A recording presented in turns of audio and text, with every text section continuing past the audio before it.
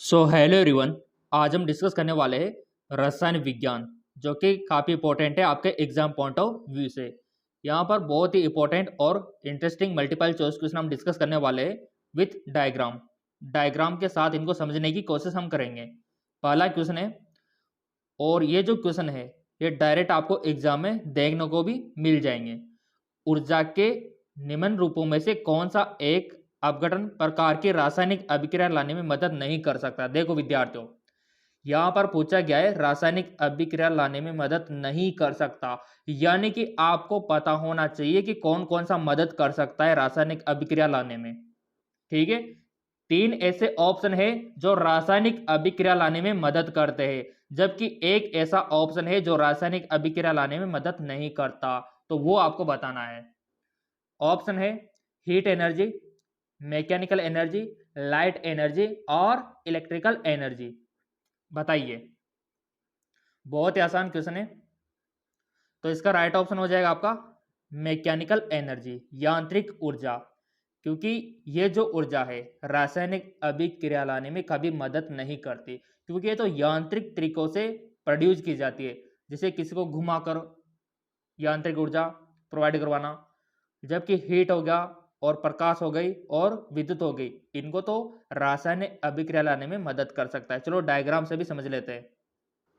जैसा कि आपको पता होना चाहिए, काफ़ी सारी टाइप की एनर्जीज होती है, जैसे थर्मल एनर्जी हो गई, ठीक है, light energy, chemical energy, nuclear energy, electrical हो गई, ठीक है, ग्रेविटी भी एक एनर्जी है, ठीक है, और ये लास्ट में मैकेनिकल एनर्जी, यानी कि किसी को ऐसे यांत्रिक तरीके से प्रोड्यूस करना। तो इनमें से आपने देखा होगा कि जो लाइट एनर्जी हो गई, जो आपकी थर्मल हो गई, ठीक है, और यहाँ पर केमिकल हो गई, इनको तो लाया जा सकता है केमिकल फॉर्म में। तो ये कुछ टाइप होते हैं आपके एनर्जी के फिजिक्स में, जो कि आपको पता होना चाहिए, जैसा कि यहाँ पर आप देख पा रहे होंगे। तो मैकेनिकल एनर्जी को रासायनिक में नहीं लाया जा सकता। चलो बढ़ते आगे की ओर। इसीलिए राइट ऑप्शन यांत्रिक ऊर्जा। अगला,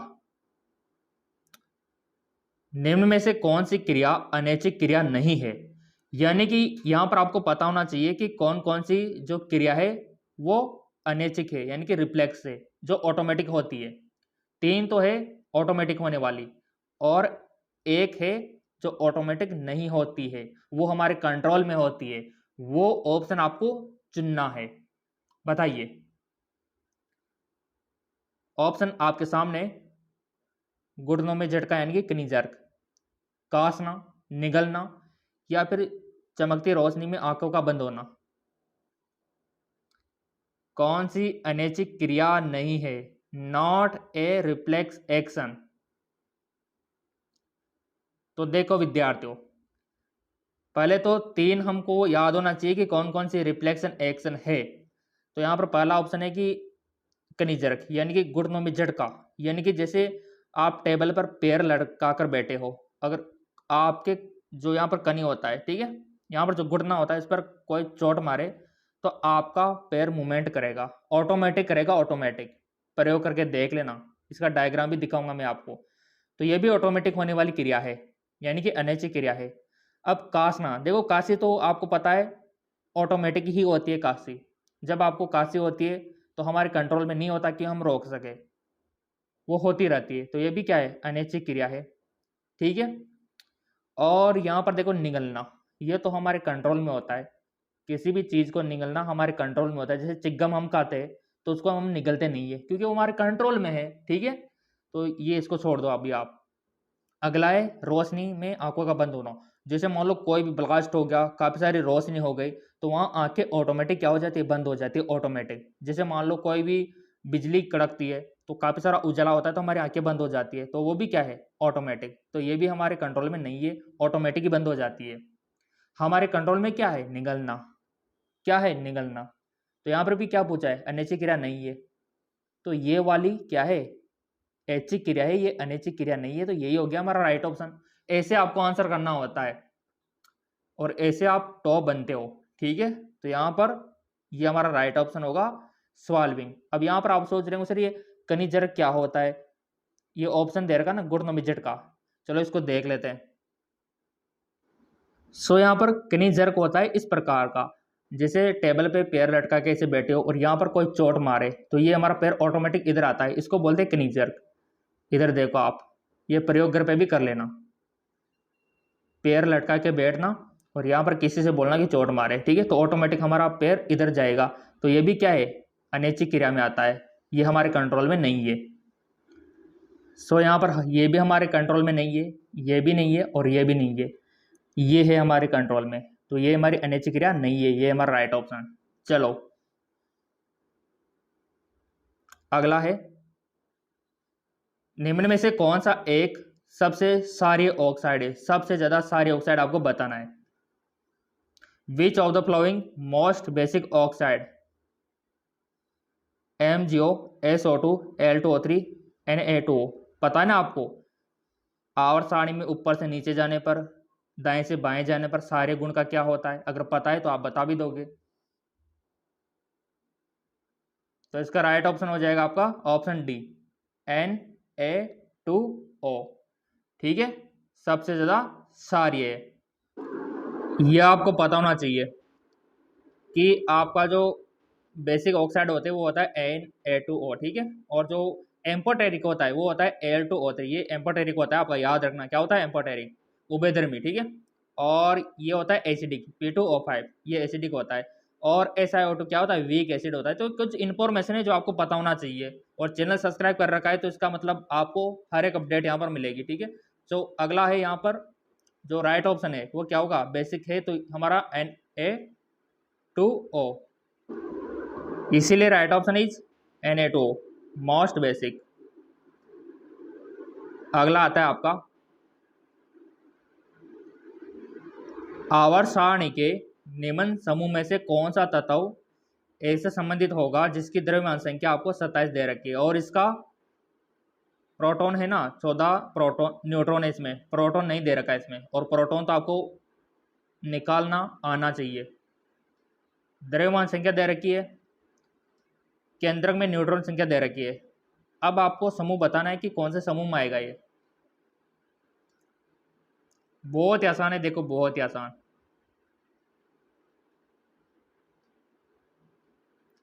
कर लिया होगा आपने, ठीक है। देखो अब यहाँ पर प्रोटॉन की संख्या दे रखी है तो न्यूट्रॉन की संख्या हमको निकालना आना चाहिए। न्यूट्रॉन की दे रखी है, प्रोटॉन की हमको निकालना है, ठीक है। तो कैसे निकालोगे, बहुत सिंपल, द्रव्यमान संख्या में से निकाल दो न्यूट्रॉन की संख्या को, आ जाएगी प्रोटॉन की संख्या। कितनी आई यहाँ पर, 13 आ गई प्रोटॉन की संख्या। और ये कौन सा समूह में आ गया, 13वें में। तो कितना आसान है देख लो, राइट ऑप्शन इज, ठीक है। क्योंकि अगर हमको द्रव्यमान संख्या दे रखी है, न्यूट्रॉन की संख्या दे रखी है, तो हम प्रोटॉन की संख्या निकाल सकते हैं। इसीलिए यहाँ पर 13 हमारा सही है। देखो आप इधर देखो, proton are Z-N is 13। Clear, चलो बढ़ते आगे की ओर। सो बेसिक है, थोड़ा सा दिमाग लगाना है आपको बस। अब यहाँ पर है, निम्न अभिक्रिया में कौन सी संयुक्त अभिक्रिया का एक उदाहरण नहीं है। इधर देखो नहीं है बताना है आपको, यानी कि आपको पता होना चाहिए कि कौन कौन सी अभिक्रियाएं संयुक्त अभिक्रिया है। तो मैं बताना चाहूंगा आपको, ये भी संयुक्त अभिक्रिया है क्योंकि इसमें भी ऐड हो रहा है, इसमें भी कॉम्बिनेशन हो रहा है, इसमें भी कॉम्बिनेशन हो रहा है, इसमें भी कॉम्बिनेशन हो रहा है, बट इसमें कॉम्बिनेशन नहीं हो रहा क्योंकि CO2 तो एक गैस है, ठीक है। और गैस COH के साथ कैसे, ये है आपका COH घोल, ठीक है। तो ये आपका संयुक्त अभिक्रिया का उदाहरण नहीं है, यानी कि ऑप्शन डी देख लो आप। अगला, कार्बन तत्व के कौन से समस्थानिक का स्थान आधुनिक आवर्त सारणी में है। तो बहुत आसान है, जो आधुनिक आवर्त सारणी है उसमें नीचे तो हम क्या लिखते हैं, कोई भी तत्व हो गया जैसे मान लो X, तो नीचे तो हम क्या लिखते हैं, परमाणु संख्या, ऊपर द्रव्यमान संख्या।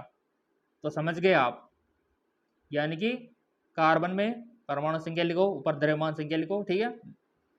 ये दे रखा है आपके 64वें में। तो right option is C6, 6C और 12, ये वाला। कितने अच्छे अच्छे क्वेश्चन है। और ये तो आउट ऑफ सिलेबस, इसको तो छोड़ सकते हो आप। अगला है, निम्न में से कौन सा एक सार है और एल्काइड नहीं है? यानी कि वो सार तो है बट एल्काइड नहीं है, बताओ। सार तो है बट एल्काइड नहीं है। तो मैंने आपको डायग्राम दिखाया था जब एमकेएस एकेडमी पर, अगर आपने क्लास ली होगी, ठीक है। और उसमें 2 तत्व ऐसे थे जो सार थे बट वो एल्काइड नहीं थे, और 2 ऐसे तत्व थे जो एल्काइड तो थे बट वो सार नहीं थे। तो एक बार और दिखा देता हूँ डायग्राम को। ये डायग्राम आपको याद रखना होगा और यहाँ से 4 क्वेश्चन बन सकते हैं, ठीक है। तो यहाँ पर ये वाले तो है आपके सार बट ये एल्काइड नहीं है, ठीक है, याद रखना। और ये है आपके एल्काइड बट ये सार नहीं है, उल्टा एक दूसरे का। तो हमसे पूछा गया है कि सार, तो सार तो 2 ही दे रखे, एक तो कॉपर का ऑक्साइड और एक जिंक का ऑक्साइड। ये सार है बट ये एल्काइड नहीं है। इधर देखो आप, ये एल्काइड नहीं है। एल्काइड कौन है? NaOH और KOH। और हमसे क्वेश्चन में पूछा गया है कि कौन सा सार है, तो 2 ही है, एक तो कॉपर के ऑक्साइड और एक जिंक के ऑक्साइड। तो दोनों में से ही आंसर होगा हमारा। तो देखते ऑप्शन में क्या क्या दे रखा है। तो अभी डायग्राम मैंने आपको दिखाया, वहाँ पर आपने क्या सीखा कि कॉपर के ऑक्साइड और जिंक के ऑक्साइड ये 2 ही ऐसे हैं जो एक सार है और एल्काइड नहीं है। तो देखो कहाँ पर दे रखा है जिंक का ऑक्साइड, ये दे रखा तीसरे वाले में। तो बस यही हमारा क्या है, सार है और एक एल्काइड नहीं है। तो राइट ऑप्शन भी तो यही है। ऐसे आपको समझना होता है। अगर मान लो एग्जाम में ये नहीं दे रखा है, अगर CO दे रखा है तो वो वाला सही है फिर, ठीक है। तो ये 2 याद रखना है आपको, जो आपके सार है और एल्काइड नहीं है। चलिए, अब आप बोलेंगे सर ये डायग्राम कहाँ मिलेगा? ये मिलेगा आपको टेलीग्राम पर। टेलीग्राम का लिंक नीचे डिस्क्रिप्शन में है, सही। अगला क्वेश्चन है, प्लेटिनियम धातु को विघटित करने के लिए निम्न में से कौन से एक तरल पदार्थ का उपयोग किया जाता है? बताओ। Which of the flowing liquid use dissolve platinum? Option है फीमिंग नाइट्रिक अम्ल, या फिर एक्वारेजिया, या फिर सांद्रिक सल्फ्यूरिक अम्ल, या फिर आपका सांद्रिक हाइड्रोक्लोरिक अम्ल। बताइए विद्यार्थियों। तो इसका राइट ऑप्शन हो जाएगा आपका एक्वारेजिया, यानी कि अमलराज। और अमलराज से ही क्या होता है, प्लेटिनियम हो गया, सोना हो गया, जो कीमती धातु है उनको डिजोल्व किया जाता है। अब आपको पता होना चाहिए अमलराज क्या होता है, अमलराज के बारे में जानना जरूरी है। तो अमलराज, चलो मैं आपको दिखाता हूँ क्या होता है। ये होता है आपका एक्वारेजिया यानी कि अमलराज। किस किस से मिलकर बना होता है? 1 तो HCl का और 3 HNO3 का। ये आपने पढ़ा भी होगा, 1 HCl का और 3 HNO3 इज कॉल्ड एक्वारेजिया। इधर देखो आप, एक्वारेजिया 1:HCl 3:N HNO3, ठीक है। अब इधर भी देखो, यानी कि जहाँ पर आप 100 ml HNO3 लेते हो तो इसका 3 गुना आपको HCl लेना होगा, उनको मिलाना होगा, ये आपका एक्वारेजिया हो जाता है 1:3। तो 100 ml इधर ये हो गया, 300 ml आपका HCl हो गया। और यही है वो जिसमें सोने को और प्लेटिनियम को डिजोल्व किया जाता है। तो ऐसे आपको पता होना चाहिए। क्लियर? बढ़ते आगे की ओर। तो यहाँ पर भी राइट ऑप्शन वही है, एक्वारेजिया अमलराज। अगला, प्रोपेन का अगला उच्च सजात पहचाने जो एक साकेत श्रृंखला एल्केन है। नॉर्मल ब्यूटेन, आइसोपेंटेन, नियोपेंटेन, या फिर आइसोब्यूटेन। प्रोपेन का अगला आपको पहचानना है। तो यहाँ पर देखो, क्वेश्चन को समझो। प्रोपेन का अगला होना चाहिए, ठीक है, और साकेत होना चाहिए। तो बहुत आसान है। प्रोपेन का अगला हो गया आपका ब्यूटेन, ठीक है। और साकेत की बात करें तो आइसो वाले में साकेत ज़्यादा होता है, तो आइसो ब्यूटेन हो जाएगा हमारा राइट ऑप्शन, क्योंकि साकेत की बात यहाँ पर कही गई है। तो साकेत तो आइसो वाले होते हैं। चलो मैं दिखा देता हूँ आपको। इधर देखो आप, आइसोब्यूटेन देखो आप कितना ज़्यादा साकित है, जबकि नॉर्मल ब्यूटेन तो कुछ भी नहीं है साकित, जबकि आइसोब्यूटेन बहुत ज़्यादा ब्रांचेज है, यहाँ पर कितनी ज़्यादा ब्रांचें निकली हुई है। तो इसीलिए हमारा राइट ऑप्शन आइसोब्यूटेन होगा। आई होप आपको समझ में आया होगा, क्योंकि क्वेश्चन ने यही पूछा है प्रोपेन से उच्च होना चाहिए और साकित होना चाहिए। ठीक है, तो आइसोब्यूटेन। अगला, निम्नलिखित ऑक्साइडों में से उभयधर्मी ऑक्साइड आपको बताना है। एम्फोटेरिक,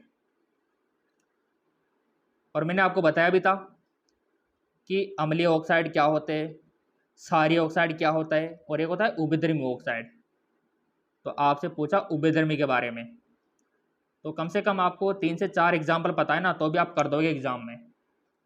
तो उभयधर्मी में आता है आपका Al2O3, जो ये दे रखा, तो राइट ऑप्शन भी यही होगा हमारा Al2O3। और इसका डायग्राम भी दिखा देता हूँ, जिसमें आपको क्षारीय, अम्लीय और एम्फोटेरिक यानी कि उभयधर्मी तीनों एक साथ अच्छे से समझाए हुए हैं। यहाँ पर देखो आप, ये ऑक्साइड के टाइप, ठीक है, 2 होते हैं, एक तो मेटालिक होता है और एक नॉन मेटालिक होता है। तो मेटालिक में तो आता है आपका बेसिक ऑक्साइड और एम्फोटेरिक, और नॉन मेटालिक में आता है आपका एसिडिक ऑक्साइड और न्यूट्रल ऑक्साइड। तो क्वेश्चन में ये भी पूछा जा सकता है आपका कि न्यूट्रल ऑक्साइड कौन कौन से, एसिडिक कौन कौन से, एम्फोटेरिक तो पूछ ही लिया अभी, और बेसिक यानी कि सारे। तो बेसिक में आता है आपका CO हो गया, Na2 हो गया, और एम्फोटेरिक में आता है आपका Ga2O Al2O3, और एसिडिक में आता है आपका SO2 CO2, और न्यूट्रल में क्या आएगा NOCO। तो ये आपको पता होना चाहिए, एग्जाम में कहीं से भी क्वेश्चन बन सकता है। बेसिक ऑक्साइड भी पूछा जा सकता है, एम्फोटेरिक भी पूछा जा सकता है, और एसिडिक ऑक्साइड भी और न्यूट्रल ऑक्साइड भी आपसे पूछा जा सकता है।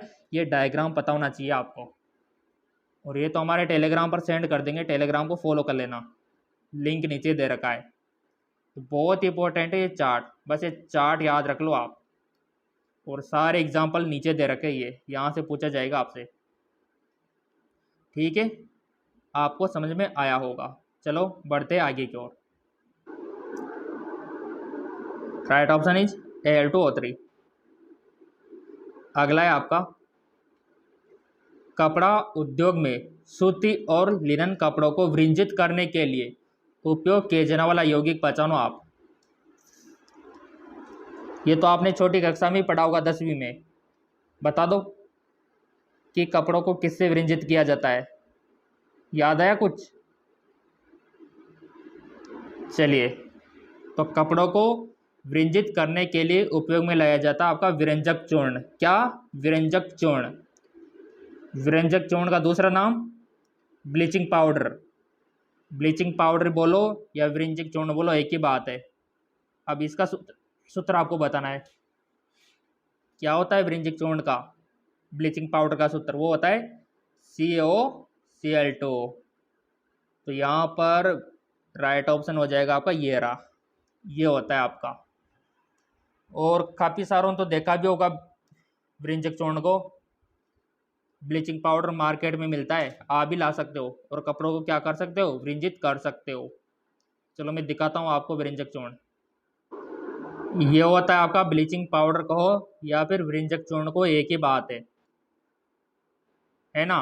काफ़ी सारे नाम होते हैं इनके, ब्लीचिंग पाउडर भी वही है और विरंजक चूर्ण भी वही है, और आपका कैल्शियम हाइपोक्लोराइड भी वही है।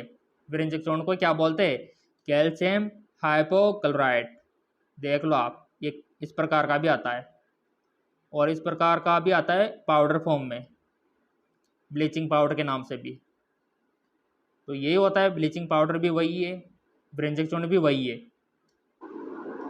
ठीक है, CaOCl2। अगला क्वेश्चन तो बहुत अच्छा है। साबुन के अणुओं में जल रागी और जल विरागी सिरों की उपस्थिति के कारण वे पानी में भिगोए गए किसी भी पदार्थ पर तेल या मेल के साथ क्या बनाते हैं? मिसेल, मिसाइले, आयनिक लवण, मृत रोगाणु। बहुत आसान है, 10वीं में भी पढ़ा होगा, 12वीं में भी पढ़ा होगा। मिसेल बनाते हैं। क्या बनाते हैं? मिसेल। तो राइट ऑप्शन ये हो जाएगा मिसेल। और मिसेल कैसी दिखाई देती है, चलो देख लेते। ये देख लो, इस प्रकार से मेल को निकाल लेते खींच के। जो भी आपके कपड़े गंदे होते तो ये इस प्रकार की संरचना बनती है और आपके मेल को खींच लेते हैं इस प्रकार से चारों ओर से, और आपके कपड़े साफ हो जाते हैं। इसमें दो सिरे होते हैं, एक तो होता है हाइड्रोफिलिक सिरा और एक होता है हाइड्रोफोबिक सिरा।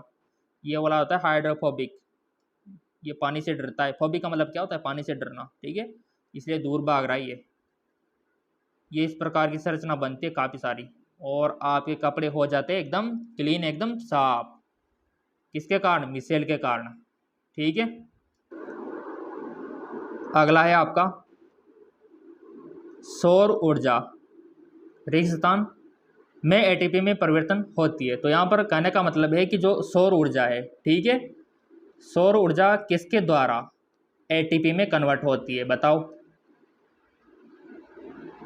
सौर ऊर्जा किसके द्वारा या फिर किस में एटीपी में परिवर्तन होती है?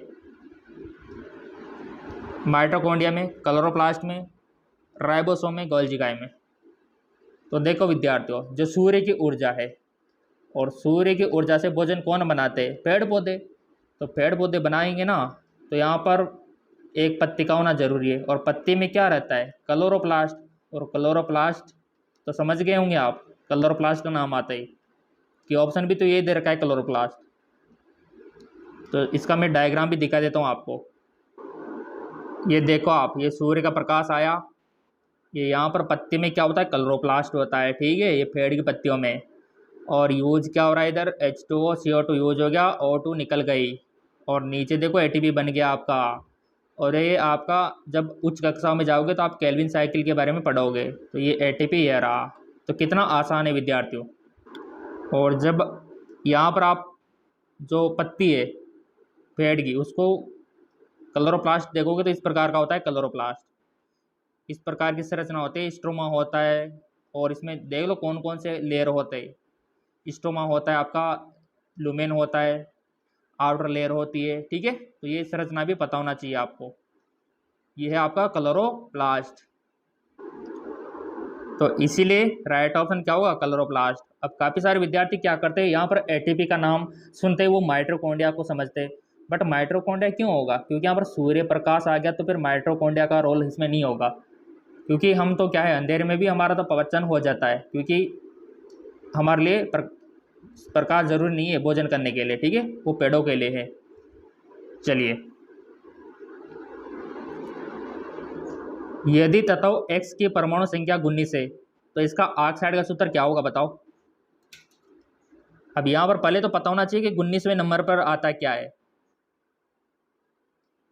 जिसकी परमाणु संख्या 19 है वो तत्व कौन सा है? वो है आपका पोटेशियम। पोटेशियम, और पोटेशियम को किससे लिखते हैं? कैसे?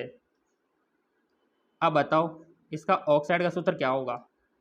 बहुत आसान, पोटेशियम ऑक्साइड का सूत्र कैसे लिखते हैं हम? K2O, ऐसे तो लिखते हैं।